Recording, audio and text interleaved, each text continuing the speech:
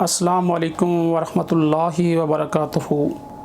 नाज़रीन, आज हम आपके सामने पित्ते की पत्थरियों के बारे में गुफ्तगू करना चाहते हैं। आज का हमारा जो टॉपिक है पित्ते की पत्थरियों के बारे में है। हमारे माशरे के अंदर हज़ारों की तादाद लोग फैले उठा के फिर रहे हैं जिनको पित्ते की पत्थरी है। बाज़ डॉक्टर हज़रात उसको कहते हैं कि आप इसका फ़ौरी ऑपरेट करवा दें। बाज़ लोग उनको कहते हैं कि इसका इलाज मौजूद है।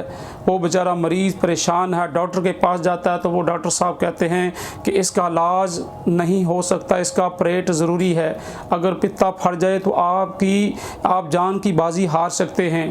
तो दूसरे लोगों के पास जाता है तो वो कहते हैं इसका इलाज मौजूद है। तो नाज़रीन, कोई भी हो, सबसे पहले किसी चीज़ का भी आपने ऑपरेट करना हो, सबसे पहले उसका इलाज करना चाहिए।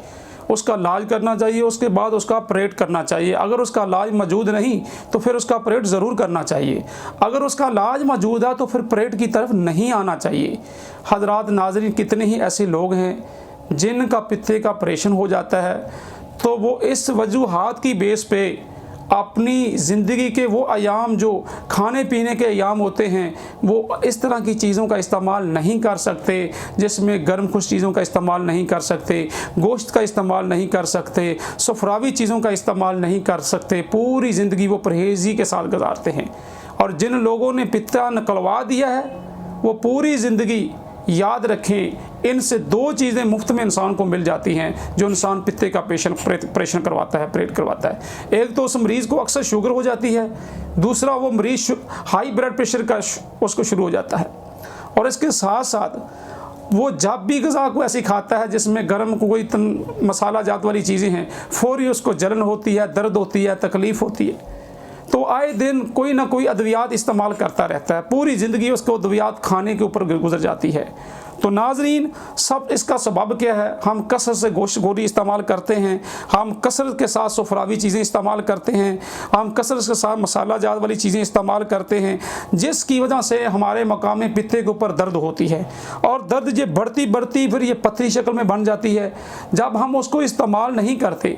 नाज़रीन, ये गिलास है, एक गिलास का पानी है, जब हम उसको इस्तेमाल नहीं करेंगे, बरूनी तौर पर इस्तेमाल करेंगे तो ये पानी हम फ्रीज़र के अंदर रख देंगे तो ये क्या बन जाएगा? ये बर्फ़ बन जाएगी।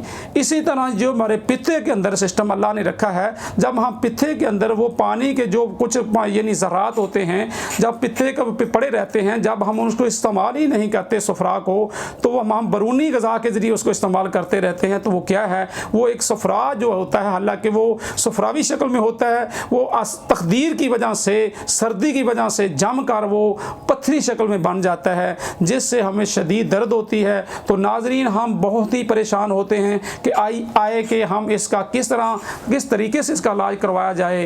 तो नाज़रीन, हम आपको बड़ा ही आसान और बड़ा ही बेहतरीन उसका आपके लिए लेके आए हैं। अगर आप उसको 10 से 15 यौम इस्तेमाल करेंगे तो पित्ते जैसी ख़तरनाक बीमारियों से अल्लाह आपको महफूज कर लेगा। सबसे पहले नाज़रीन, आपने क्या करना है? आपने नुशादर ठिकरी लेनी है 20 ग्राम, और इसके साथ साथ कलमी शोरा लेना है 20 ग्राम, और रहमत सारा आपने 5 ग्राम लेना है। इनको आपने पाउडर करके मिक्स करके 250 mg के कैप्सूल भर लेने हैं। एक कैप्सूल आपने सुबह, एक दोपहर, एक शाम पानी के हमरा इस्तेमाल करना है।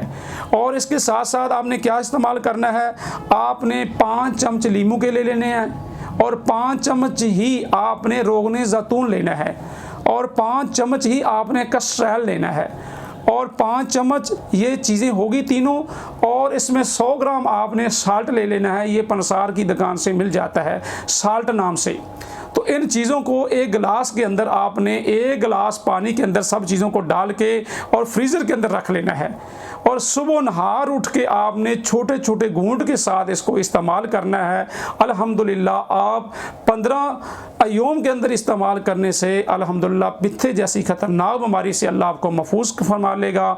नाज़रीन, अगर आपको ये मेरी वीडियो पसंद आई है तो इसे शेयर भी कीजिएगा और अपने दोस्त फैमिली मेम्बर के साथ, और इसके साथ साथ मेरे चैनल को सब्सक्राइब भी कीजिएगा ताकि हर आने वाली वीडियो का नोटिफिकेशन आपको मिलता रहे। बेल आइकन की घंटी को प्रेस कीजिएगा। अल्लाह आपका हामी व नासिर हो। अस्सलामु अलैकुम व रहमतुल्लाहि व बरकातुहू।